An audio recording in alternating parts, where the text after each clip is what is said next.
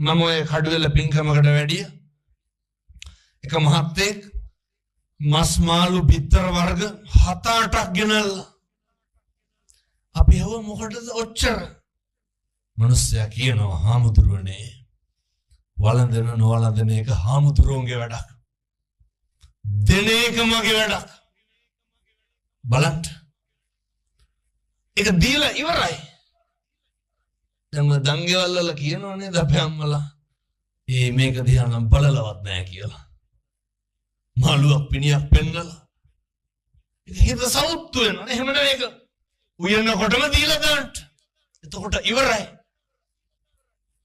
එතකොට හරි පහසුයි ඒ නිසා මතක තියාගන්න පන්සලත් එක්ක ශාසනික කටයුතු ගනුදෙනුව කරනකොට හරි පරිස්සමට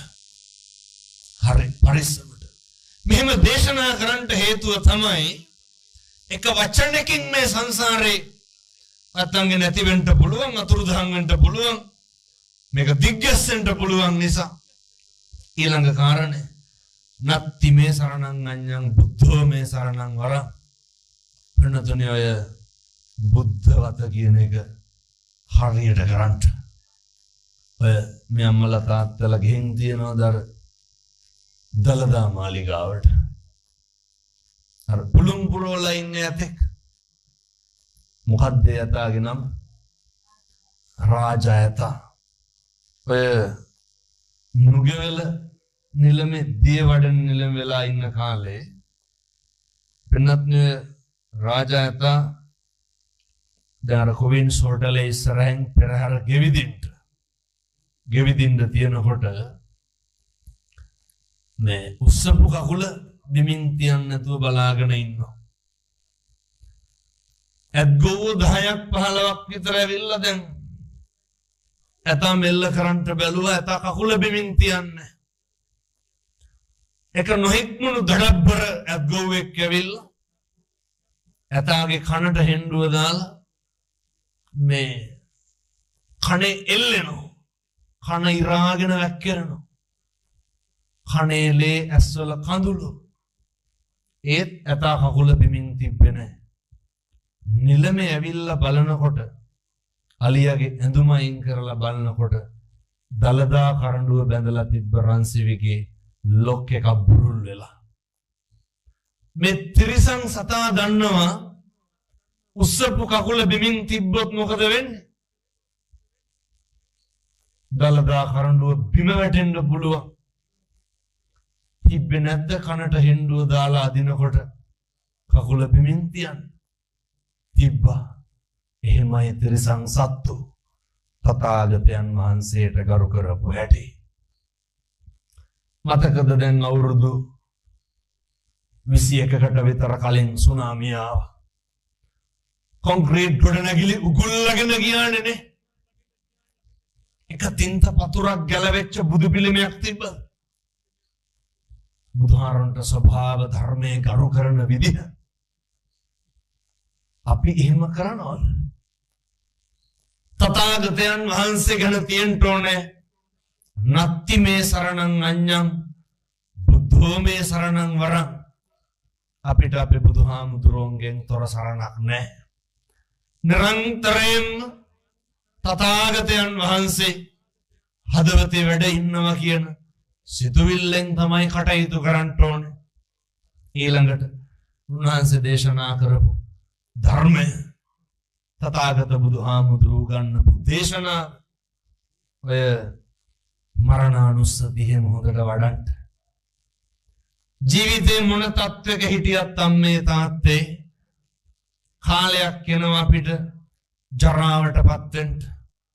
කාලයක් යනවා ව්‍යාධියටපත් වෙන්න. දැකලා තියෙනවද අර බට ගහලා කන බොන ලෙඩ්ඩු? ඔය අපේ පොඩි හාමුදුරු කෙනෙක්ගේ තාත්තා කෙනෙකුට පිරිත් කියන්න ගියා. ගියාට පස්සේ අර දැන් ඒ තාත්තගේ කටේ පිළිකාවා. අර වතුර ජොග්ගුවක් තියෙනව නේද ඔය පිරිත් කරන්න. ඒ ජොග්ගුව තිබ්බට පස්සේ තාත්තා කියනවා ජොග්ගුව පෙන්නලා මේ ඔක වක් කරන්න කටට. ඇයි තිබහා ඒ දුවලා කියනවා හාමුදුරුවනේ තාත්තට වතුර බොන්න බෑ. තාත්තට වතුර බොන්න බෑ. හැබැයි තාත්තා වතුර ඉල්ලනවා. එතකොට අර බටේට වතුර ටිකක් දාලා සිරින්ජරෙන් තල්ලු දානවා. සල්ලි නැතුවද? සල්ලි තියෙනවා. දරුවෝ ඉන්නවා. අත්තාහි අත්තනෝ නත්ති. කුතෝ පුත්තෝ කුතෝ ධනං. අපිට අපිවත් නැති වෙනවා. කවර ධනයක්ද කවර පුත්තුද? මේ ඉන්න ටික කාලේ පිරිමහ ගන්න දෙයක් නැහැ. එදිරිවාදිකම් කරන්න දෙයක් නැහැ. අනික සමග ඔට්ටු තට්ටු වෙන්න රණ්ඩු දබර වෙන්න කාලයක් නැහැ. අපි බොහොම ඉක්මනට ජරාවටපත් වෙන මිනිස්. දැන් මේ පින්නතුන් මෙතන ඉන්නකොට පුළුවන් එළිය සද්දයක් ඇහුනහම නැගිටලා බලන්න. එහෙම ඔත්පොළ වෙලා ඉන්නකොට මොකද කරන්නේ? ඒක කවුරු හරි කියනකම්ම ඉන්න බෑ. මානසික වේදනාව ජීවිතේ කවදා හරි දවසක් අපිට එනවා. කැමැත්තෙන් කරපු හැම එකක්ම නොකර ඉන්න වෙනවා. ඒ දුක මොනවාද කැමැත්තෙන් කරන්නේ? අපිට නාන්න ඕනේ, කන්න ඕනේ, හොඳට නිදා ගන්න ඕනේ, අලුත් ඇඳුමක් අඳින්න ඕනේ, ගෙදර අතු ගන්න ඕනේ. අර තියනව නේද වැඩ ටික. ඔය සේරම නොකර ඉන්න දවසක් එන්නේ නැද්ද? එතකොට කොහොමද අපි ඒක දරාගන්නේ? අකමැත්තෙන් දැන් කරන හැම එකක්ම මොකද්ද කරන්න වෙන්නේ? කරන්න වෙනවා. මේ අම්මලා තාත්තලා කැමතිද ඉඳගෙන ඉන්න තැන කෙල ගහන්න කැමතිද? ඒක හරි පිළිකුල්. ඒක හරි අප්‍රසන්නයි. කවදා හරි ඇඳගාව සෙමහලන්න වෙන්නද? මේවා හිතන්න.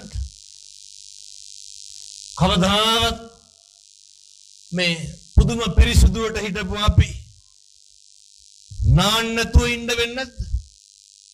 මාස ගණන් අපිට නාන්න නැතුව ඉන්න වෙනවා. මේකේ ස්වභාවය, මේකේ හැටි. ඉන්න ඇඳේ මල මුත්‍රා කරන්නට වෙන්නද?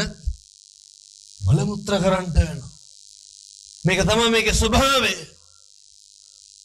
මේ හැම එකක්ම නම්බුව, ගණන්කාරකම්, මාන්නකාරකම් හැම එකක්ම මොකේද? ඔත්පොළ වෙනකන් විතරයි. ඒක තමයි දේශනා කරන්නේ.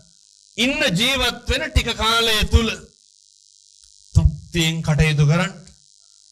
තථාගතයන් වහන්සේ පිළිබඳව අප්‍රමාණ පැහැදීමෙන් කටයුතු කරන්න. මම යෝජනා කරේ අර පින්නතුන්ට හෙට ඉඳන් කිසි කෙනෙකුට තෝ කියලාවත් කතා කරන්න එපා. වැඩි හිටියන්ට හොඳට ගරු කරන්න පුරුදු වෙන්න, ඒවා දරුවන්ට උගන්වන්න. අනේක මත සැප සතුට තීරණය කරන එක නවත්තන්න. මෙහෙම දේශනා කරන්න පින්නතුනේ මේ ආත්මය තුල, මේ සංසාරය තුල මේ තිබෙන අපි දකින බය නිසාමයි. මේක තුල අපි අසරණ වෙන නිසාමයි. මරණානුස්සතිය. දැන් ඔය අර මෙහෙත් තියෙනවද මරණාධාර සමිතිය? තියෙනවනේ. ඇත්තටම මොකටද උවට බැඳිලා ඉන්නේ? එහෙම හාල් කිලෝ එකක්වත් දෙනවද කන්නකට සැරයක්? නැහැ. එහෙම දෙනවද මේ? ඉස්පිරිතාලේ හිටියොත් මරණාධාර සමිතියෙන් ගිහලා ළඟ ඉන්නවද? එහෙම බීම බෝතලයක්වත් එහෙම මන් දන්නේ නැති හින්දා දෙන්නේ නැහැ නේද? එහෙනම් මොකටද බැඳිලා ඉන්නේ?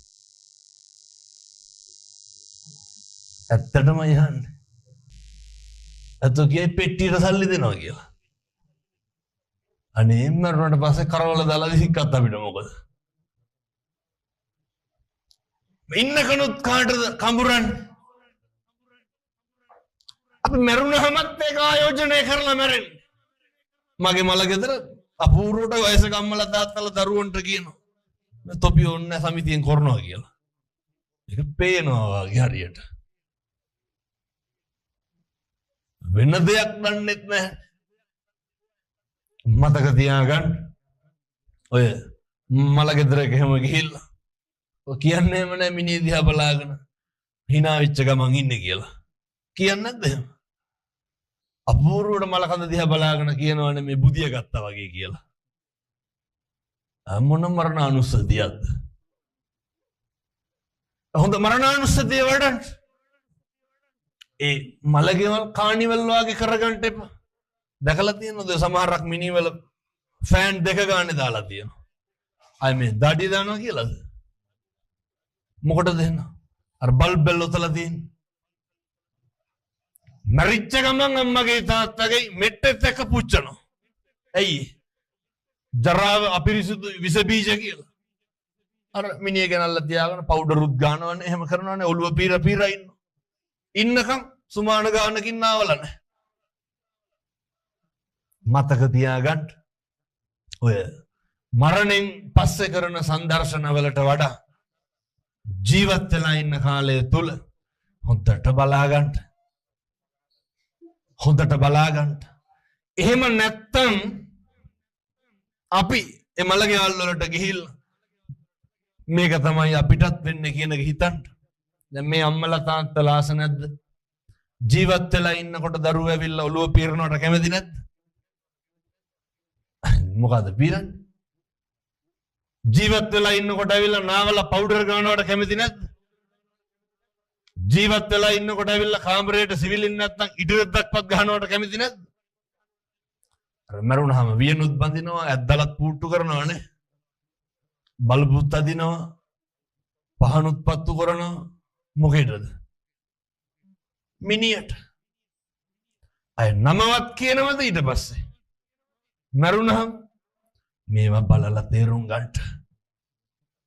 මරිච්ච ගමන් අපේ නමක්වත් තියනවද? අය මේ කවුරුවත් කියනවද මේ අම්මා මල්ශාලාවේ ඉන්න දැන් තව ටිකකින් ගේනවා කියනවද? නැහැ.